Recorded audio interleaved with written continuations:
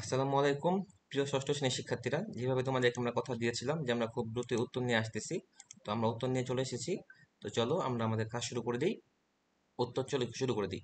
তো কাজ একে যে হলো সহপাঠীকে আমরা কিভাবে জানবো, সেক্ষেত্রে কিছু প্রশ্নমালা তৈরি করতে বলা হয়েছে, বুঝেছো? তো প্রশ্নমালা যে আমরা তৈরি করতে বলছে, তো কি কি প্রশ্নমালা আমরা তৈরি করবো দেখো। একটা বলছে ভৌগোলিক প্রেক্ষাপট দ্বারা তৈরি করতে। তো ভৌগোলিক প্রেক্ষাপটে যেটা তৈরি করবো সেটা হচ্ছে এক নম্বর প্রশ্ন, যে আপনার পরিবারের বসবাসের স্থানটি কোন ধরনের ভূপ্রাকৃতিক বৈশিষ্ট্যের অধিকারী। হ্যাঁ, এটা হলো তোমার একটা একটা কাজ। তারপরে বললো কি, যে তোমার এই যে আপনার এলাকার জলবায়ুটা কেমন হবে। হ্যাঁ, তারপরে বললো আপনাদের এলাকায় প্রধান ফসল কি কি। তারপরে বললো যে কোন প্রাকৃতিক দুর্যোগ এখানে বেশি ঘটে, পরিবেশ সংরক্ষণে আপনার এলাকায় কি কি পদক্ষেপ গ্রহণ করা হয়। তোমরা যদি কেউ না বুঝো, আমি কিন্তু রিডিং পড়ে দিচ্ছি, আমার সাথে সাথে তোমরা নোট করে নিবা। সামাজিক ও সাংস্কৃতিক প্রেক্ষাপট কি কি দিব, আপনার পরিবারের প্রধান ভাষা কি, আপনার পরিবারের মানুষের প্রধান পেশা কি, আপনার এলাকায় কোন কোন ধর্মের মানুষ বসবাস করেন, আপনার পরিবারের প্রধান উৎসবগুলো কি কি, আপনার এলাকার মানুষের সাধারণ পোশাক কি রকম। আচ্ছা, পরে আরো একটি কাজ দিছে, জোড়া গঠন ও তথ্য সংগ্রহ। আমি রিডিং করে দিচ্ছি, দেখো। জোড়া গঠন করে সহপাঠীর কাছ থেকে সাক্ষাৎকারের মাধ্যমে তথ্য সংগ্রহ করা হবে। এই প্রক্রিয়া অনুসরণ করব। একজন সহপাঠী নির্বাচন করুন এবং তার সাথে জোড়া গঠন করুন। একজন সহপাঠীকে 20 মিনিট সময় দিন প্রেক্ষাপট জানতে। প্রশ্নমালা প্রতিটি প্রশ্নের উত্তর নোট করুন, এরপর আপনার সহপাঠী আপনার থেকে তথ্য সংগ্রহ করবে। এইভাবে। আচ্ছা, কিভাবে তথ্য সাজাবো, চলো। একটা হলো ভৌগোলিক প্রেক্ষাপট, তুমি সহপাঠীর নাম দিবা। হ্যাঁ, তার পরিবারের স্থান লিখবা, তাদের বিবরণ লিখবা, তাদের এলাকা লিখবা, জলবায়ু লিখবা, কেমন জলবায়ুর অধিকারী, প্রথম ফসল লিখবা ধরো ধান, প্রাকৃতিক দুর্যোগের নাম লিখবা, ধরো ভূমিকম্প। হ্যাঁ, পরিবেশ সংরক্ষণ তোমরা কি করণীয় বলো তো, পরিবেশ সংরক্ষণে ময়লা ফেলা যাবে না, বেশি বেশি গাছ লাগাতে হবে, এই করণীয় গুলো তোমরা লিখলা। আচ্ছা, এরপরে কি সামাজিক ও সাংস্কৃতিক প্রেক্ষাপট। তো সহপাঠীর নাম দিলা, আবারও পরিবারের প্রধান ভাষা দিলা, প্রধান পেশা দিলা, ধরো কৃষিকাজ, তাদের ধর্ম দিলা, ধরো ইসলাম বা হিন্দু ধর্মের মানুষ বসবাস করে। প্রধান উৎসব দিলা, ধরো উৎসব দিলা, ধরো তোমার ধান উৎসব, ধান কাটার উৎসবটা বা হাল খাতা। সাধারণ পোশাকের বিবরণ তো তুমি দিলা। এবার চলো, সতীর্থকে মূল্যায়ন করতে বলা হয়েছে, যে প্রশ্নমালার প্রাসঙ্গিকতা। হুম, তারপরে এটা তোমার আহ মূল্যায়ন করতে দিবা, করে দিবে। হ্যাঁ, যে কোনো একটা সহপাঠীকে দিবা, উপস্থাপনা স্বচ্ছতা এগুলো তোমার মূল্যায়নটা করে দিবে।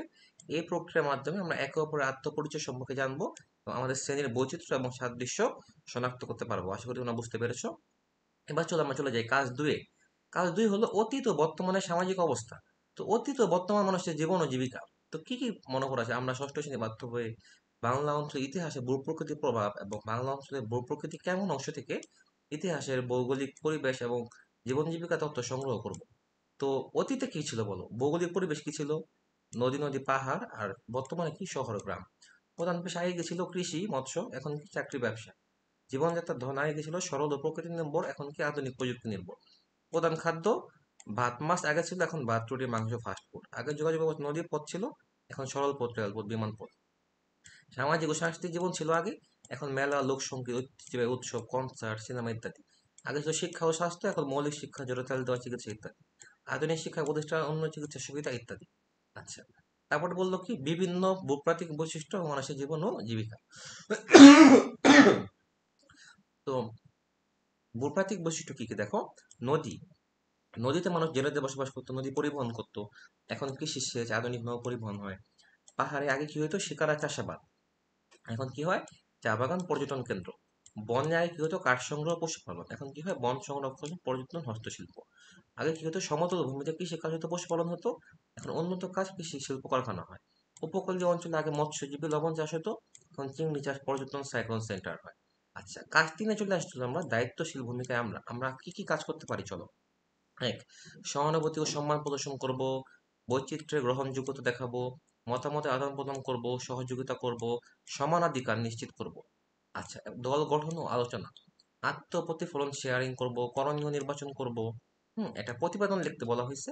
প্রতিবেদনের নিয়ম কি, সমাজে নানা রকম আত্মপরিচয় মানুষের সাথে মিলেমিশে থাকার জন্য আমি কি করতে পারি তার নিয়ে আলোচনা। তারপরে সমাজে নানা রকম আত্মপরিচয় মিলে থাকার জন্য আমি কি করতে পারি তার তালিকা। আচ্ছা চলো, একটা হলো সহানুভূতি প্রদর্শন করা, বিভিন্ন সংস্কৃতি ও প্রথার প্রতি গ্রহণযোগ্যতা দেখানো, মতামতের আদান প্রদান করা, সহযোগিতার মনোভাব গড়ে তোলা। আমি কি করতে পারি তালিকা থেকে যে কোনো একটি কাজ কিভাবে বাস্তবায়ন করব। সহানুভূতি প্রদর্শন করব, বাস্তবায়ন পদ্ধতি স্কুল সভা আয়োজন করব, যেখানে আমরা বিভিন্ন সহপাঠীদের গল্প শেয়ার করতে পারবো। সমাজে নানা রকম আত্মপরিচয় মানুষের সাথে মিলেমিশে থাকার জন্য আমরা সবাই একসাথে কি করতে পারি তার তালিকা। সাংস্কৃতিক উৎসব আয়োজন করা, বিভিন্ন সম্প্রদায়ের সাথে মেলবন্ধন তৈরি করা, সমানাধিকারের জন্য সচেতনতা প্রচার করা, মতামতের আদান প্রদান নিশ্চিত করা, সহযোগিতার মাধ্যমে কমিউনিটি প্রকল্প বাস্তবায়ন করা। আচ্ছা, আমরা সবাই একসাথে কি করতে পারি? আমরা সাংস্কৃতিক উৎসব আয়োজন করতে পারি, আমরা বাস্তবায়ন পদ্ধতি হিসেবে উৎসবের পরিকল্পনা করতে পারি। তারপরে এই প্রক্রিয়ার মাধ্যমে আমরা নানা রকম আত্মপরিচয় মানুষের সাথে মিলেমিশে থাকার জন্য কার্যকরী পদক্ষেপ নিতে পারি। তাহলে এই হলো আমাদের প্রশ্নের উত্তর। তোমাদের সবাইকে ধন্যবাদ আমাদের সাথে থাকার জন্য। আমরা প্রশ্ন পাওয়ার সাথে সাথে প্রশ্ন দিয়েছি, উত্তর পাওয়ার সাথে সাথে উত্তর দিয়ে দিয়েছি। তোমরা চ্যানেলটি সাবস্ক্রাইব করে পাশে থাকো, যাতে পরবর্তী সকল পরীক্ষাতেও সবার আগে আমাদের চ্যানেল থেকে উত্তরটি পেয়ে যেতে পারো।